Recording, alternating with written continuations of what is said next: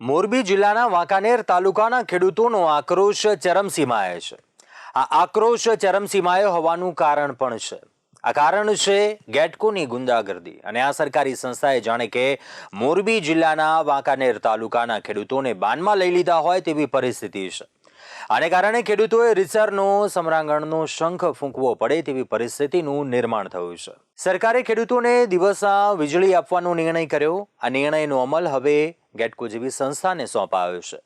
આ સંસ્થા સરકારના નિર્ણયનો અમલ કરવા માટે ખેડૂતો સહિતના લોકોની આજીવિકાની પરવા કર્યા વગર કેવી બેફામ રીતે કામ કરે છે તેનું ઉદાહરણ હવે ગેટકો બની છે.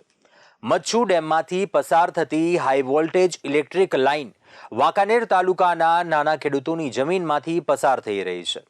આને કારણે માંડ પેટનું પૂરું કરીને ખાતા ખેડૂતોની આજીવિકા પર સવાલ ઊભો થયો છે. આશ્ચર્યની વાત તો એ છે કે ખેડૂતોની આ તકલીફોને લઈને સાંસદો, સ્થાનિક ધારાસભ્યો, વિધાનસભ્યોથી લઈને સરપંચો દ્વારા અનેકવાર રજૂઆતો કરવામાં આવી હોવા છતાં ગેટકોએ જાણે કે બધાને ઢોળીને પી ગઈ હોવાનું ચિત્ર ઊભું કર્યું છે. તેણે ખેડૂતોની તો ઠીક, જનપ્રતિનિધિઓની રજૂઆત પણ કાને ધરી નથી. તે રીતસરની પોતાની મનમાની કરવા ઉપર ઉતરી આવ્યું છે. કોઈ પણ પ્રકારનો માનવીય અભિગમ આ સંસ્થા દાખવી રહી નથી અને કેન્દ્ર સરકારની કિસાન સૂર્યોદય યોજના હેઠળની પ્રિયાવડ સાપર 220 કેવીની વીજ લાઇન કોઈ પણ ભોગે આ નાના ખેડૂતોના ખેતરમાંથી પસાર કરવાની જીદ લઈને બેઠી છે. પછી ભલે ને તે ખેડૂતો રસ્તા પર આવી જાય, તે ખેડૂતો ભૂખા મરે, તેમાં સંસ્થાને કોઈ રસ નથી. સંસ્થાને કોઈ પણ ભોગે કામ પાર પાડવામાં રસ છે. પછી ખેડૂતોને ભલે ને જે થવું હોય તે થાય. આને કારણે સૌથી વધારે અસર જાલસિકા ગામના ખેડૂતોને પડી રહી છે. આ ગામના ખેડૂતોએ આ વીજ લાઇન જો તેમના ખેતરમાંથી પસાર થઈ તો રીતસરના ભૂખે મરવાના દાડા આવી શકે છે. પણ ગેટકોને આમાં કોઈની પડી નથી. કેટલીય રજૂઆતોને પગલે ગેટકો ન માનતા ખેડૂતોએ પણ સામે બાવ ચડાવી દીધી છે અને નક્કી કરી લીધું છે કે તેઓ કોઈ પણ સ્થિતિમાં તેમના ખેતરમાંથી આ વીજ લાઇન પસાર નહીં થવા દે. ખેડૂતોની ઉગ્રતાને કારણે હાલમાં તો ગેટકોએ તેની કામગીરીને બ્રેક મારવી પડી છે, પણ તે આ જ ખેતરોમાંથી લાઇન પસાર કરવાનો ઈરાદો તો હજુ પણ ધરાવે છે. ખેડૂતોએ રીતસર રજૂઆત કરીને જણાવ્યું કે આ જમીન તેમની જમીનમાંથી નહીં પણ બાજુની સરકારી ખરાબાની જમીનમાંથી પસાર કરવામાં આવે તો તેમને થતું નુકસાન અટકી શકે છે. આમ 220 કેવીની આ હાઈ વોલ્ટેજ લાઇન તેમના ખેતરમાંથી જ પસાર કરવું જરૂરી નથી. તેના માટે અન્ય વિકલ્પ પણ છે. ઉપરથી જો આ લાઇન સરકારી ખરાબાની જમીનમાંથી પસાર કરવામાં આવે તો તેની લંબાણ પણ ઘટી જશે તેવું ખેડૂતોનું કહેવું છે.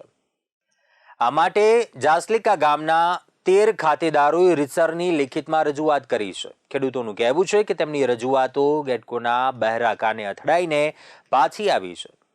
તેઓએ જાણે નક્કી જ કરી લીધું છે કે ખેડૂતોની કોઈ વાત ઉપર ધ્યાન જ આપવાનું નથી. ખેડૂતોની આજીવિકાને તો તેઓએ ભયમાં મૂકી જ છે. તેની સાથે લગભગ 500 જેટલી ગાયો માટેના ઘાસચારાની વ્યવસ્થા જે ખેતરોમાંથી થાય છે તે ખેતરોને પણ તેમણે અડફેટે લઈ લીધા છે. આમ ગેટકોએ વ્યાપક પાયા પર ખેડૂતોની પાયમાલી નોતરવાનું નિશ્ચિત કરી દીધું હોય તેવી છાપ અહીં ઊભી થાય છે. આ ખેડૂતો નાના ખેડૂતો છે. તેમની પાસે માંડ 5 કે 10 વીઘા જમીન છે. આ જમીન તેમની મરણ મૂડી છે. હવે આટલું મોટી હાઈ વોલ્ટેજ લાઇન તેમના ખેતરમાંથી પસાર થાય તો તેઓ તેમના ખેતરમાં કશું કરી શકવા સમર્થ નહીં રહે. ફક્ત એટલું જ નહીં, તેમના જમીનની કિંમત પણ શૂન્ય થઈ જશે. આ ઉપરાંત અહીં વળતરનો તો ઉલ્લેખ સુદ્ધા કરવામાં આવ્યો નથી. આની તો કોઈ વાત જ કરતું નથી. આ સ્થિતિમાં ખેડૂતો ઈચ્છવા ન છતાં પણ આંદોલન કરવું પડે તેવી સ્થિતિ છે. ખેડૂતોની વારંવારની રજૂઆતો છતાં પણ ગેટકોના અધિકારીઓ રીતસર જડતા અને સંવેદનહીનતાનો અહેસાસ કરાવીને તેમની વાત ધ્યાનમાં લીધી નથી. આટલું ઓછું હોય તેમ આને કારણે 31 માર્ચ 2023ના રોજ વાંકાનેરના નાયબ કલેક્ટરે ગેટકોને અનુસરતા હોય તેમ આદેશ આપ્યો હતો.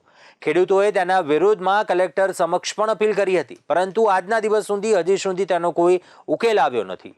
ખેડૂતોની આ પ્રકારની વરવી પરિસ્થિતિને ધ્યાનમાં લઈને રાજ્યના કેબિનેટ મંત્રીઓથી લઈને સાંસદો, ધારાસભ્યો સહિતના બધા જાણે એક જ હરોળમાં આવી ગયા હોય તેવી સ્થિતિ છે. આ જોતા એમ જ લાગે છે કે ગરીબ હોવું જાણે કે ગુનો થઈ ગયો છે. ગરીબની કોઈ વાત પણ સાંભળતું નથી. ખેડૂતોની ગંભીર પરિસ્થિતિને ધ્યાને લઈને આ અંગે રાજ્યના કેબિનેટ મંત્રી કનુભાઈ દેસાઈ, રાજ્યસભાના સાંસદ રામભાઈ મોકરિયા, લોકસભાના સાંસદ પરસોત્તમભાઈ રૂપાલા, વિધાનસભ્ય જીતુભાઈ સોમાણી અને ઉદયભાઈ કાનગડ સહિતના અનેક રાજકારણીઓએ લેખિતમાં અને મૌખિકમાં બધી રીતે રજૂઆત કરી છે. વિનંતી કરવામાં આવી છે અને અપીલ કરવામાં આવી છે. આ આગેવાનોએ પણ ઘટતું કરવા કહ્યું છે. તેઓએ પણ વાત આગળ પહોંચાડી છે. અનેક વખત આદેશ આપ્યા છે. તેની સાથે યોગ્ય વિકલ્પ વગર ખેડૂતોની જમીનમાંથી હાઈ વોલ્ટેજ વીજ લાઇન પસાર ન કરવા જણાવ્યું છે.